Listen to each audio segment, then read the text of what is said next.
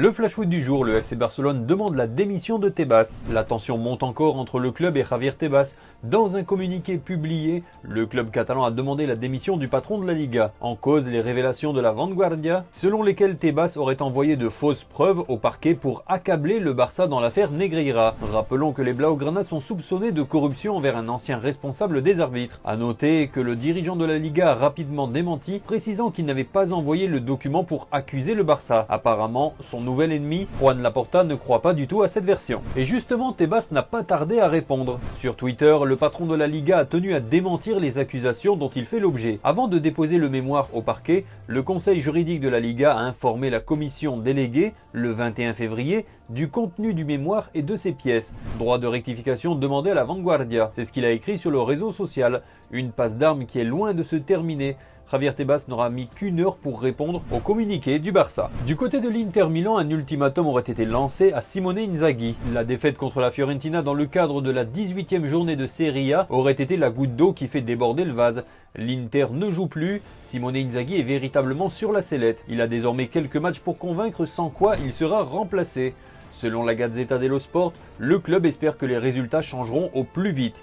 Sans quoi, le Roumain Cristian Chivu pourrait le remplacer jusqu'en fin de saison. En raison d'un manque d'infrastructures, la FIFA retire la Coupe du Monde des moins de 17 ans au Pérou. Pour rappel, le mondial U17 de 2023 doit se dérouler du 10 novembre au 2 décembre. Le bureau du conseil de la FIFA doit désigner un nouvel hôte pour la compétition dans les meilleurs délais, est-il expliqué dans un communiqué. L'instance mondiale du football a évoqué l'incapacité du Pérou à tenir ses engagements dans la préparation des infrastructures indispensables à la bonne tenue de l'épreuve.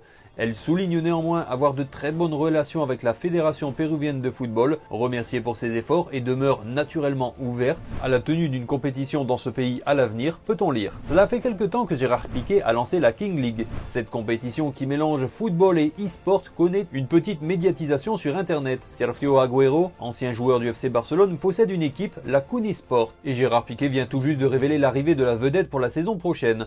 La prochaine édition a lieu le 7 mai et l'attente des fans est de plus en plus grande. Neymar a d'ailleurs récemment été annoncé comme l'un des patrons d'une équipe de Kings League la saison prochaine, de quoi donner aux gens l'envie de suivre cela de près. Le joueur de Lyon, Nicolas Tagliafico, s'est exprimé sur son compatriote argentin Léo Messi, sifflé par une partie du public parisien. Malheureusement, cela arrive d'être sifflé. C'est normal que les gens veuillent des résultats et qu'ils attrapent un joueur comme Léo ou Mbappé. Ils pensent qu'un seul joueur va les sauver, mais le football est un sport d'équipe. Nous sommes des professionnels, nous devons continuer et atteindre les objectifs, a-t-il déclaré. Non, Neymar n'a pas perdu 1 million d'euros au casino. Et oui, il a réussi son buzz.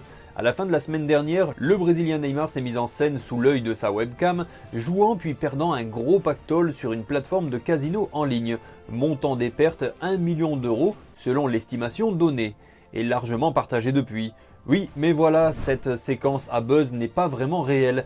Elle est le montage de l'attaquant du PSG et de la plateforme de casino en ligne Blaze, laquelle est devenue, comme Sportune l'indiquait récemment, le 26e sponsor officiel de l'attaquant Henry Verde. Ensemble, ils ont imaginé ce stratagème pour faire parler de la marque à l'international.